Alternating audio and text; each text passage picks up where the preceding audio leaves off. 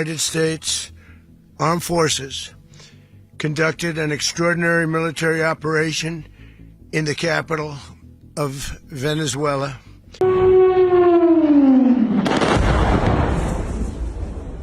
We're going to run the country until such time as we can do a safe, proper, and judicious transition. La madrugada del sábado 3 de enero, mientras Caracas dormía, el silencio de la noche en el tercer día del 2026 fue interrumpido por lo que los residentes de la capital de Venezuela describieron como un estruendo, acompañado de aviones y helicópteros sobrevolando la ciudad. Confundidos, algunos lograron captar en video a través de sus ventanas el fuego que surgió de un par de explosiones. Los perros comenzaron a ladrar y las alarmas de algunos autos en la calle, cercanos a la explosión, comenzaron a sonar. Veían humo en la base aérea militar La Carlota y en la base militar Fuerte Tiuna, que suele albergar a los altos mandos militares y a otros altos funcionarios del gobierno. ¿Qué es esto?, se preguntaban en voz alta los que se atrevían a asomarse para grabar con sus teléfonos y poder compartirlo al mundo a través de sus redes sociales. Era cuestión de minutos para que supieran que Estados Unidos había escalado rápidamente su acción sobre Venezuela y el régimen de Nicolás Maduro. Un plan muy advertido que vino desarrollándose desde mediados del año pasado y que se intensificó en diciembre. Las siguientes señales lo dejaban claro. La Administración Federal de Aviación prohibió a las aerolíneas comerciales estadounidenses volar a cualquier altitud sobre Venezuela a partir de las 2 de la madrugada del sábado y por las siguientes 24 horas, argumentando riesgos de seguridad. Después, desde la Embajada de Estados Unidos en Bogotá, en Colombia, se emitió una alerta a los estadounidenses en Venezuela, indicándoles que se refugiaran en sus hogares. La razón de hacer un llamado desde Colombia obedece a que Estados Unidos no opera en su embajada en Caracas desde 2019. Poco después de las explosiones, el gobierno venezolano emitió un comunicado por TV y radio que fue leído por un conductor de la televisión estatal, acusando a Estados Unidos de llevar a cabo ataques militares contra Venezuela. Después apareció el ministro de Defensa de Venezuela, el general Vladimir Padrino López, un personaje clave del régimen, diciendo que era la afrenta más flagrante que ha sufrido Venezuela.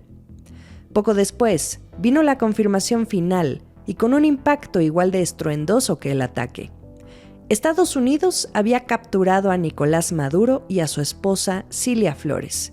Lo dijo el presidente Donald Trump. The men and women of our military working with U.S. law enforcement successfully captured Maduro in the dead of night.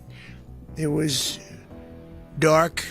The lights of Caracas were largely turned off due to a certain expertise that we have. It was dark and it was deadly. Escuchan las primeras declaraciones de Trump en una conferencia de prensa desde Mar-a-Lago, en Florida, hacia el mediodía del sábado, un par de horas después de comunicar en su plataforma Truth Social sobre la captura de Maduro. En este fragmento explica que parte de la operación para capturarlo consistió en provocar un apagón gracias a la experiencia que dice que tienen. Calificó el ambiente de oscuro y mortal. Fue una operación extremadamente calibrada desde que Estados Unidos ha estado reforzando su aparato militar en el Caribe desde el verano de 2025, cuando inició una ofensiva en mar abierto contra presuntas embarcaciones cargadas de drogas, bloqueos a buques petroleros y la amenaza constante de un posible ataque terrestre. De acuerdo con información obtenida por Bloomberg News a través de una persona familiarizada con la operación, las unidades de operaciones especiales que capturaron a Maduro llevaban en el lugar desde principios de diciembre, esperando una oportunidad para detenerlo. Una oportunidad que contemplara el mínimo daño a los ciudadanos de Caracas, pero que maximizara el elemento sorpresa. Trump trabajó en el plan únicamente con 4 personas: el secretario de Estado Marco Rubio, el jefe del Pentágono, Pete Hegseth, el subjefe de gabinete Stephen Miller y el director de la CIA, John Ratcliffe, cuyo equipo había estado trabajando en secreto desde agosto, proporcionando información sobre los movimientos de Maduro y hasta qué comía y qué vestía. El diario The New York Times publicó también que Estados Unidos contó con la ayuda de una fuente dentro del gobierno venezolano que rastreó la ubicación de Maduro en los días previos a su captura y monitoreó sus movimientos con drones sigilosos. No se sabe si fue motivado por la recompensa de $50 millones que el gobierno de Trump ofrecía por pistas que llevaran a la captura de Maduro. En la conferencia de prensa, Trump estuvo acompañado del secretario de Estado, Marco Rubio, y del general Dan Kane, quien detalló la operación. Los comandos de la Fuerza Delta ensayaron la incursión en una réplica de su refugio y pasaron las semanas de Navidad y Año Nuevo esperando las condiciones adecuadas, tras un retraso por el mal tiempo, hasta que mejoró lo suficiente como para actuar. Entonces, Estados Unidos lanzó aviones desde 20 bases diferentes en tierra y mar, en todo el hemisferio occidental, incluidos bombarderos B-1, aviones de combate F-22, F-18, EA-18 y F-35, aviones de vigilancia E-2, así como drones controlados a distancia. Atacaron lugares como el Cuartel de la Montaña en Caracas, el edificio que alberga la tumba de Hugo Chávez, el mentor y predecesor de Maduro. También se informó de explosiones e incendios en el puerto de La Guaira. Fue entonces cuando los residentes de Caracas, desde sus apartamentos, atestiguaron cómo helicópteros volaban muy bajo y disparaban al fuerte Tiuna, el complejo militar. Según Trump, ningún elemento o maquinaria estadounidense fue abatido, salvo por una aeronave que fue atacada y que, de acuerdo con Kane, siguió siendo capaz de volar y pudo regresar a la base junto con los demás. Las fuerzas estadounidenses llegaron al complejo de Maduro en Caracas unas 2 horas después de que Trump diera la orden. Explicaron que irrumpieron y entraron en lugares en los que realmente no se podía entrar, refiriéndose a puertas de acero que se instalaron precisamente para proteger a Maduro y que ya no le dio tiempo de cerrar. Con los ojos vendados y las manos atadas, Maduro y su esposa fueron llevados al USS Iwo Jima, un buque desplegado desde agosto que los llevó a Nueva York, donde serán juzgados. Desde allí se le tomó la fotografía que Trump publicó y dio la vuelta al mundo, vestido con un conjunto deportivo de Nike. Nicolás Maduro, quien se aferró al poder desde que asumió la presidencia en 2013, agravando un colapso económico y una crisis humanitaria que llevó a millones de personas a huir, sale de Venezuela a manos de Estados Unidos. La Voz. La caída y captura de Nicolás Maduro por parte de Estados Unidos marca una intervención sin precedentes en Venezuela, pero su caída viene gestándose desde la primera presidencia de Trump, cuando en 2020 lo acusó de corrupción y tráfico de drogas a él y a más de una docena de sus cercanos. En aquel momento ofrecía una recompensa de $25 millones que condujera a su arresto. Ya en 2025, tras su regreso a la Casa Blanca, la recompensa se duplicó, $50 millones, y comenzó el despliegue de los buques militares cerca de aguas venezolanas, bajo la consigna de una campaña regional antidrogas, lo que llevó a Maduro a acusar a Estados Unidos de fabricar una guerra en su contra. Con Maduro capturado, el Departamento de Justicia de Estados Unidos publicó la acusación formal hecha en el Distrito Sur de Nueva York por desempeñar un papel clave en una amplia conspiración durante más de 25 años para traficar cocaína a Estados Unidos con la ayuda de grupos como el Cártel de Sinaloa o el Tren de Aragua, todos ellos designados por Estados Unidos como organizaciones terroristas extranjeras. Maduro, de 63 años, llegó a Nueva York la noche del 3 de enero. Primero fue presentado en las oficinas de la DEA, donde esta vez se le tomó un video en el que se le mira y escucha deseando feliz año nuevo a los agentes. Después fue trasladado al Centro de Detención Metropolitano de Brooklyn, la misma instalación en la que han estado recluidos narcotraficantes como Joaquín El Chapo Guzmán, y donde permanecerá hasta ser presentado ante un tribunal en los próximos días. Mientras tanto, en Venezuela, y mientras se vive un cúmulo de emociones, quienes festejan o quienes protestan, la gran pregunta que surge es ¿qué sigue ahora? Si no es Maduro, ¿quién queda al frente de Venezuela? ¿La vicepresidenta Delcy Rodríguez? ¿Se dará paso a Edmundo González, respaldado por la líder de la oposición María Corina Machado, y quien no pudo comprobar su victoria porque el Consejo Nacional Electoral no transparentó las actas declarando ganador a Maduro? ¿Se convocará a nuevas elecciones? ¿Cómo se regirá Venezuela bajo la supervisión de Estados Unidos? En las últimas 24 horas han surgido diversos escenarios que generan más interrogantes que certezas, una vez que Trump, en conferencia de prensa, dijo que Estados Unidos se haría cargo de la situación hasta que pudiera llevarse a cabo una transición segura, adecuada y sensata. ¿Qué significa esto y cuál es el plan? ¿Ahora qué sigue? Intentando buscar las respuestas, lejos del furor, de las emociones y la lluvia de la información en tiempo real, llamé hasta Caracas a Benigno Alarcón, profesor investigador, fundador y director hasta hace poco del Centro de Estudios Políticos y de Gobierno de la Universidad Católica Andrés Bello. Le pedí que me diera una conclusión sobre todo lo ocurrido el 3 de enero, pero ante el actual desarrollo de los eventos, la captura de Maduro es solo el inicio.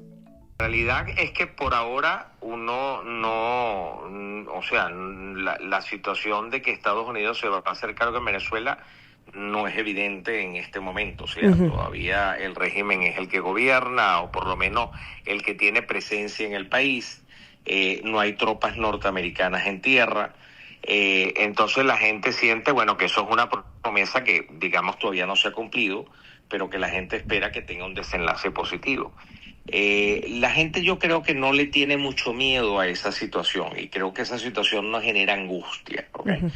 Yo creo que le genera más angustia a las personas que son analistas, que les gusta pensar en escenarios futuros, en posibles escenarios de rechazo que los pueda haber, pero a la población en general eso no le genera angustia. Y la razón es, bueno, porque la gente siente que votó por un cambio y ese cambio no se dio, de que el gobierno se había quedado por la fuerza, de que había una persecución política muy fuerte en el país. Y la gente al final del día estaba, tú sabes, en una actitud de mucho desagrado, esperando, bueno, que esto tuviera un desenlace en algún momento. Entonces yo creo que al final del día la gente está viviendo un día a la vez, y aunque quienes nos gusta hacer análisis y quienes hemos estudiado casos comparados sabemos que estas cosas pueden complicarse, la gente, digamos, que está viviendo un día a la vez, y lo que está esperando es lo que va a pasar mañana o pasado, y si el gobierno se va a sostener o no se va a sostener, y si los americanos van a hacer otras cosas o no las van a hacer, o si va a haber acuerdo o no lo va a haber.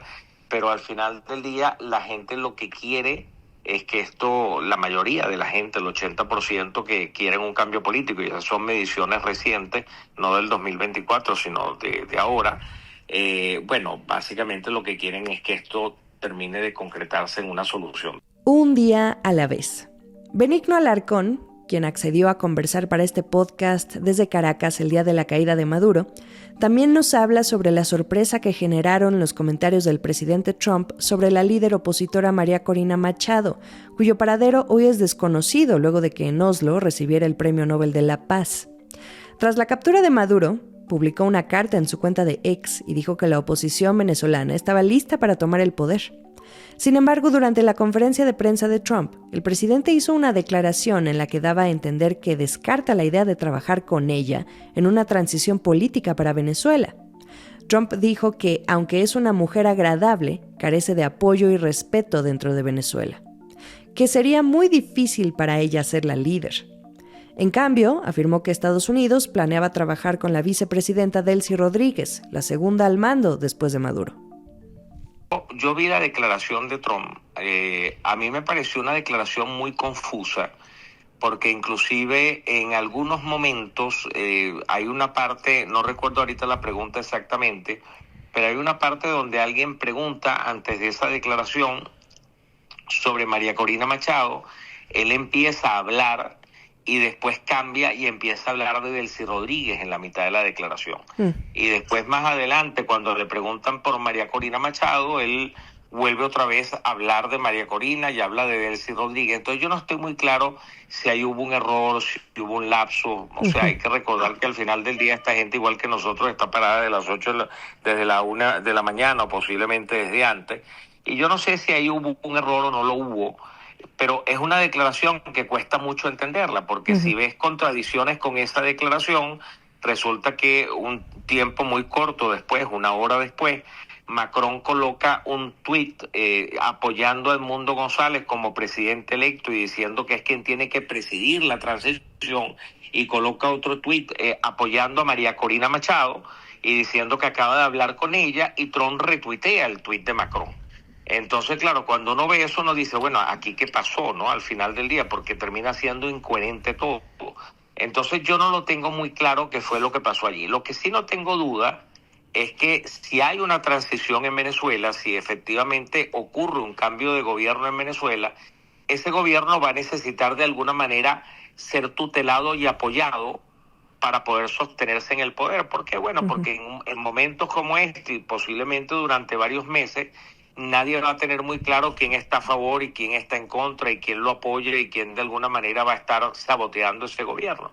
Y recuerda, por ejemplo, que cuando hubo la transición en Egipto, hubo una elección, los hermanos musulmanes ganaron la elección, y resulta que al poco tiempo nos encontramos con la caída de los hermanos musulmanes de manos del mismo jefe de la Fuerza Armada, ¿no? Entonces, la impresión que yo tengo es que ese gobierno va a tener que estar tutelado y protegido de alguna manera por la comunidad internacional, por los cascos azules o por un gobierno específico. Creo que eso es inevitable en circunstancias como esta. Entre el mar de especulaciones sobre el futuro próximo de Venezuela y sabiendo que es muy temprano para saber cuál es el escenario más probable del desenlace de esta historia, entonces al menos ¿cuál sería el siguiente paso después de la captura de Maduro? Cuando yo me pongo a trabajar escenarios, que es una cosa que hago, digamos, con mucha frecuencia, me gusta partir de los escenarios más básicos, ¿no? Y creo que en este momento esas ramas de los escenarios posibles hay que partirla desde el momento actual y hacerse una pregunta, por lo menos es como yo lo haría, si va a haber o no va a haber una transición, un cambio político, ¿no? Entonces la pregunta correcta, la que tú haces, es, bueno, ¿quién gobierna después? Y la lógica lo que dice es que quien debe gobernar después es quien ganó la elección del 2024. Ahora, uno podría decir, bueno, la lógica no necesariamente va a funcionar. Pero el problema ¿cuál es? Que si una transición que es tan delicada la tratas de gobernar de otra manera, te puedes encontrar con que se vuelve ingobernable. Y la gente lo que quiere es que el gobierno que eligió sea el gobierno que se coloque en el poder. Si se cometiera el error de dejar a quienes gobiernan al frente de una transición, pues posiblemente va a ser una transición fallida. Y entonces no se concretaría como transición. Y posiblemente no solamente sería fallida y no se concretaría como transición, porque una transición es un cambio de régimen, lo cual incluye cambio de actores y cambio de reglas y cambios institucionales. Resulta que al final del día, y perdona que me alargue tanto en la respuesta, bueno, al final del día, si tú no haces esa transición, o sea, ese cambio de actores y de régimen, al final tú no estás haciendo una transición. Y pueden pasar entonces en ese escenario dos cosas.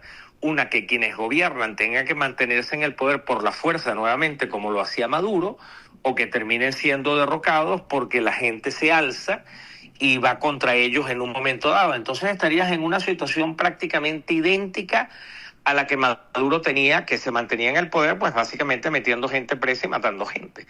Y creo que eso no es lo que está buscando el gobierno norteamericano en ese momento, ni lo que le convenga. Para Estados Unidos sería, primero, una enorme contradicción, y en segundo lugar se podría convertir en un enorme fracaso, como ha sucedido en otros procesos de transición por intervención, cuando tú tratas de colocar en un gobierno a alguien o a un gobierno o a un grupo que no tiene legitimidad.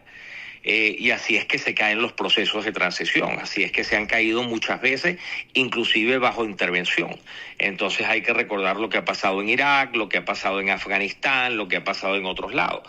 Sin embargo, cuando tú tienes un proceso distinto donde el gobierno que entra tiene legitimidad, aunque hayas hecho la transición por una intervención, pues tú logras estabilizar la situación, como fue el caso de Timor Oriental, por ejemplo, que ahí fue una intervención de Naciones Unidas, pero fue una intervención militar.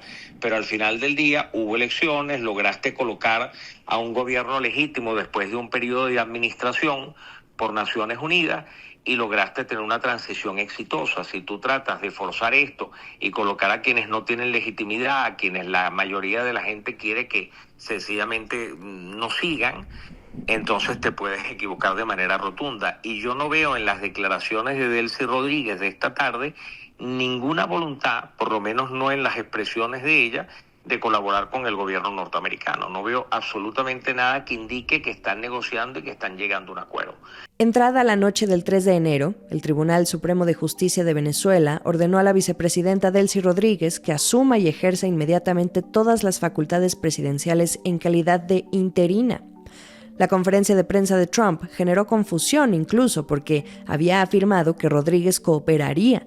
Sin embargo, la vicepresidenta salió a hablar en la televisión estatal y no pareció precisamente alguien que quisiera hacerlo. Ella pidió el regreso de Maduro y calificó la acción estadounidense de bárbara y de secuestro. La historia se sigue desarrollando. Otro punto de preocupación, mientras se conoce el siguiente paso, es si el éxodo de venezolanos continuará. Depende. Si las expectativas son de que va a haber cambio de gobierno y efectivamente sucede un cambio de gobierno, muchos venezolanos que están afuera y no les va bien, los que están establecidos se van a quedar donde están. Pero si hay la gente que no le va bien, que está pasando trabajo, seguramente regresará. Si lo que sucede es que se desata una ola de violencia y no hay cambio político o sencillamente se congela todo y se mantiene el status quo, la salida de venezolanos el próximo, no, ya estamos en enero, puede ser un éxodo muy importante. Las estimaciones nuestras en la última encuesta que hicimos del Centro de Estudios Políticos nos decían que aproximadamente un 3% de la población, estamos hablando de una población que ronda por el orden de los 30 millones, que más o menos un 3% de la población ya había tomado la decisión definitiva de irse y sencillamente estaba esperando que llegara la fecha o se reunieran ciertas condiciones para irse, pero había un 10% que lo estaba considerando. Entonces estamos hablando más o menos de un 13% que potencialmente podrían salir del país. Ahí estamos hablando de más de 3 millones de personas, ¿no? Y eso puede suceder si se mantiene el status quo. En el desarrollo de estos eventos, no podemos dejar de lado a otro protagonista: el petróleo y el interés que tiene el gobierno de Estados Unidos en el negocio energético de Venezuela. Trump declaró que las sanciones se mantendrán y que las empresas petroleras estadounidenses ayudarán a reconstruir la infraestructura y a reactivar la producción para hacer dinero lo más pronto posible. La reconstrucción implica un plan muy ambicioso y el presidente ofreció pocos detalles sobre cómo lo va a hacer. Venezuela tiene las mayores reservas de crudo en el mundo. Según la Organización de Países Exportadores de Petróleo, la OPEP, son 303.200 millones de barriles y tienen una probabilidad de extracción comercial del 90% con la tecnología disponible a los precios actuales. Arturo Solís, reportero especializado en el sector energético para Bloomberg Línea, nos refresca con una clase de historia. Las tensiones con Estados Unidos por el petróleo de Venezuela se agudizaron desde 2007, cuando las estadounidenses ExxonMobil y ConocoPhillips rechazaron un acuerdo del gobierno del entonces presidente Hugo Chávez y litigaron en cortes internacionales tras un proceso de nacionalización petrolera. El acuerdo fue aceptado por otra petrolera estadounidense, Chevron, la británica BP, la francesa Total y la noruega Statoil. Pese a las sanciones que recibió la empresa estatal Petróleos de Venezuela, Chevron fue la única empresa que mantuvo operaciones intermitentes y autorizaciones restringidas del gobierno de Estados Unidos para operar en Venezuela y que se remontan a la primera administración de Donald Trump. ¿Se trata entonces todo esto sobre el petróleo? ¿Es la democracia? ¿O qué busca Estados Unidos realmente con todo esto? En un momento en que crecen los cuestionamientos sobre el actuar del gobierno de Trump sin haber consultado al Congreso, violar leyes internacionales y de revivir además la doctrina Monroe, aquella política exterior del expresidente James Monroe que se alejaba de Europa y buscaba ampliar su influencia en los países del continente americano con la famosa frase de América para los americanos. En la conferencia de prensa del 3 de enero, Trump le cambia el nombre y le pone sus propias iniciales, la doctrina Monroe. Su visión sobre lo que busca de América Latina está mejor detallada en su estrategia de seguridad nacional, publicada en diciembre. También recuerdo que durante la campaña presidencial de 2024 en Estados Unidos, el ex embajador de este país en México, Christopher Landau, ahora subsecretario de Estado, ya nos mencionaba en una entrevista para una edición especial de este podcast que América Latina sería de gran importancia en caso de ganar Trump las elecciones. Acciones y reacciones. Mientras sabemos qué sigue para Venezuela en el Palacio de Miraflores y en las plataformas petroleras, se espera que la oferta mundial de petróleo supere la demanda, lo que supondría un exceso récord, según la Agencia Internacional de Energía. Además, los bancos de inversión ya anticipaban que ante la posibilidad de un cambio de régimen, Venezuela podría convertirse en una de las variables más relevantes para el equilibrio del mercado petrolero global en los próximos años. De esto y sobre qué más esperar del petróleo, el tipo de cambio, activos de refugio como el oro al inicio de la semana tras la captura de Maduro, nos habla Carlos Rodríguez, editor de mercados para Bloomberg Línea. Jimena, este episodio no sorprende del todo a los mercados porque varios bancos de inversión ya venían trabajando el escenario de una transición en Venezuela como un riesgo que había dejado de ser marginal. JP Morgan lo decía desde diciembre, la probabilidad ya no es despreciable. Lo que cambia ahora no es tanto el diagnóstico, sino el calendario y la forma en que ese escenario comienza a entrar en los precios. El primer mercado que tienen que ver los inversionistas es el petróleo, pero con algunos matices. Venezuela tiene las mayores reservas probadas de crudo de todo el mundo y en el largo plazo podría volver a ser un actor relevante de oferta. Sin embargo, en el corto plazo el riesgo es inverso. JP Morgan estimaba que una transición política podría provocar una caída inicial de hasta 50% en la producción, como ocurrió en el paro petrolero de 2002 y 2003, antes de una eventual recuperación si se logra estabilidad. Hoy además el mercado parte de un contexto de exceso de oferta. Bank of America proyecta un superávit de hasta 2 millones de barriles diarios en 2026, con precios promedios del Brent de alrededor de $60, impulsado por el crecimiento de producción en países como Brasil, Guyana y Argentina. Oxford Economics va incluso más allá y prevé un Brent en $58 en 2026. Eso explica por qué el viernes, pese a las tensiones políticas, el Brent cerró apenas en $60 más o menos. La reacción inicial puede ser de volatilidad cuando reabra el mercado el domingo por la tarde, pero los fundamentos siguen pesando a la baja en los precios. El segundo bloque clave es el de divisas, en particular el dólar y las monedas emergentes. El billete verde viene de un 2025 de debilidad generalizada con su peor año desde 2017 y el consenso de mercado sigue apuntando a un dólar estructuralmente más débil en 2026. Los episodios geopolíticos suelen generar lo contrario en el corto plazo, demanda por liquidez y cobertura, lo que podría presionar a la moneda al alza.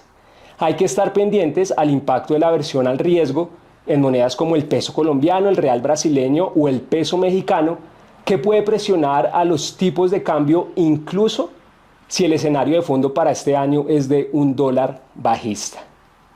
En paralelo aparece el oro. El metal cerró 2025 con su mejor desempeño anual desde 1979 y llega a 2026 incorporado como un activo de resguardo en las carteras globales. En este contexto, el oro funciona menos como una apuesta direccional y más como un termómetro del apetito por riesgo. Si las tensiones se intensifican, es uno de los primeros activos en reflejarlo y podría seguir su camino hacia los $5.000 por onza. Un cuarto frente es la deuda venezolana. Aquí la reacción es un poco distinta.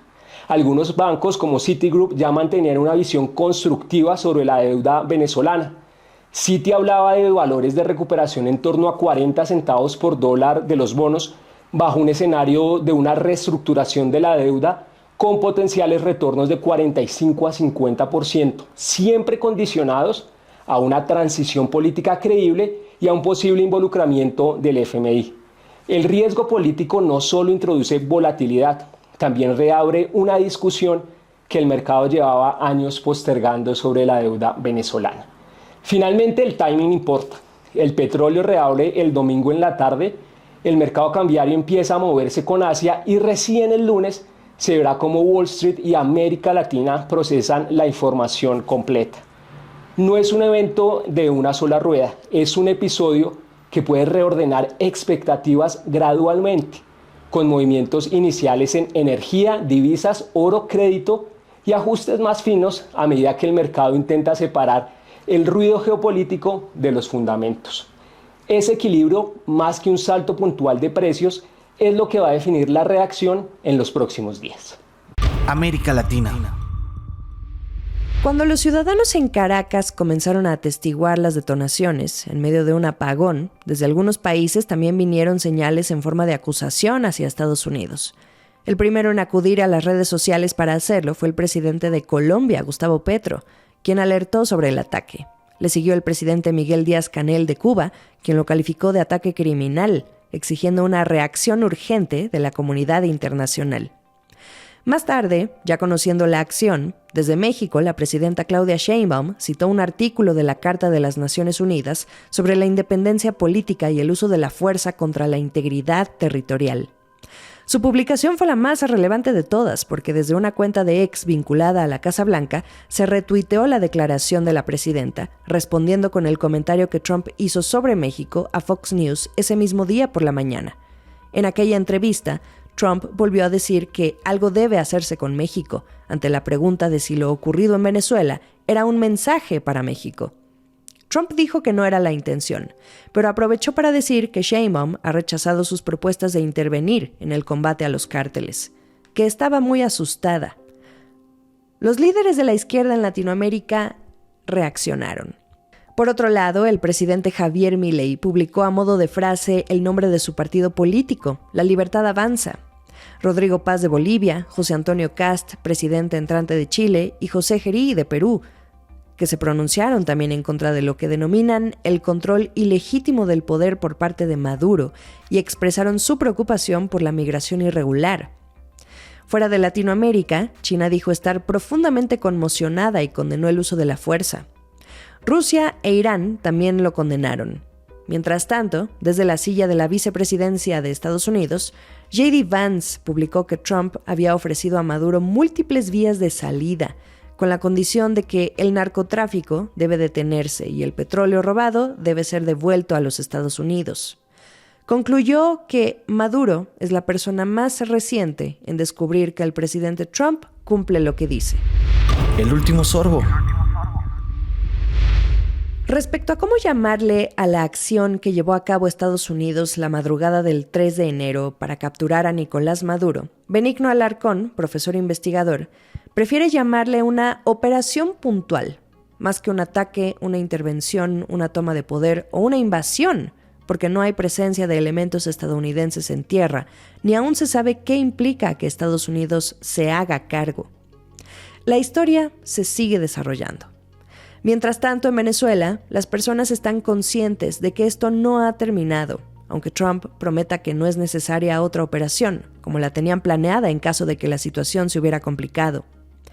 La reacción de los venezolanos, según me comenta desde Caracas, es que salieron masivamente a los supermercados, a las estaciones de gasolina o a las farmacias. Después, las calles lucían vacías. La esperanza sobre el cambio político y de transición a la democracia que esto podría traer se mantiene, aunque sin la certeza de cuánto tiempo pueda tomar ese retorno a la vida democrática, a la mejora de la recuperación económica y el regreso de los venezolanos a su amada tierra. Regresar a la democracia puede ser relativamente rápido, no cuestión de días ni de semanas, pero posiblemente en un primer año, año y medio. Porque ¿qué implicaría fundamentalmente? Implicaría colocar un gobierno que ha sido electo. Si ese gobierno que fue electo decide llamar a otra elección, pues muy bien. Si decide completar su periodo, pues muy bien también. Para eso fue electo. Y implicaría la reinstitucionalización democrática del país, lo que significaría llamar a elecciones en condiciones que no se dieron previamente para elegir a la asamblea, a los gobernadores, a los alcaldes y a partir de las autoridades electas decidir los otros cargos que decidió la actual asamblea, que fue elegida, digamos, de manera muy opaca, ¿no? Porque nunca supimos ni cuántos votos sacó cada diputado, ni tuvimos claro nada de lo que fue lo electoral, porque sencillamente todo se manejó, como tú lo sabes, ¿no?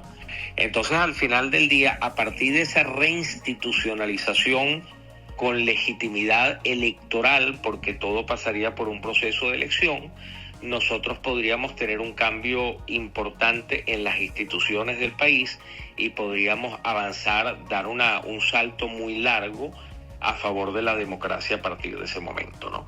Yo creo que ese es el paso lógico, ¿no? Cómo lo secuencian y cómo lo hacen, de eso va a depender que tenga éxito, ¿no? Entonces yo diría que eso es relativamente rápido.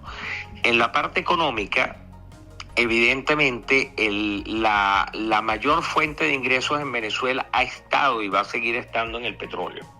Hay que olvidarse del resto, no olvidarse, pero hay que entender que otras actividades comerciales, industriales, etcétera, etcétera, pues van a aportar, son importantes, se aprecia, se quiere una economía diversificada, pero el gran flujo de caja va a estar en el petróleo. Y la industria petrolera venezolana está completamente destruida. Ahora, nosotros tenemos países en el mundo, como lo fue Venezuela en algún momento, donde la industria petrolera funciona por concesiones. El caso, digamos, extraordinario de Noruega, pero también fue el caso de Venezuela antes de la nacionalización de la industria petrolera, que hoy prácticamente está destruida. Entonces, lo que es previsible es que si hay cierta estabilidad del gobierno, se avanza de manera positiva en el proceso de reinstitucionalización, ya hay garantías para la inversión, pues posiblemente hay una entrada muy importante de capitales de manera muy rápida por las potencialidades que tiene el país. Y evidentemente en ese escenario me imagino que Estados Unidos quiere asiento en primera fila. Porque dirá que se lo ganó, que colaboró, que tiene derecho a escoger ellos primero y los demás después, pero la realidad del asunto es que Estados Unidos va a tener seguramente asiento de primera fila allí. Y eso puede generar un flujo de recursos muy rápido, además de que por el otro lado estoy seguro de que los organismos multilaterales, si tenemos un país relativamente estabilizado y con el apoyo de la comunidad internacional, los multilaterales, Banco Mundial, Fondo Monetario Internacional, Banco Interamericano de Desarrollo, van a estar abiertos a financiar la reconstrucción y la recuperación del país seguramente, ¿no? Entonces, bueno, yo creo que si un gobierno se instala y muestra un mínimo de capacidad para estabilizar el país, lo que va a necesitar tutelaje internacional de los Estados Unidos o de la comunidad internacional en general, sin lugar a dudas, porque nosotros tenemos una Fuerza Armada que estuvo bajo el control del gobierno por muchos años, una policía que estuvo bajo el control del gobierno y unas instituciones que lo han estado, pues puede haber una recuperación relativamente rápida si las cosas se manejan de manera inteligente. Gracias por escuchar esta edición especial. Nos escuchamos mañana.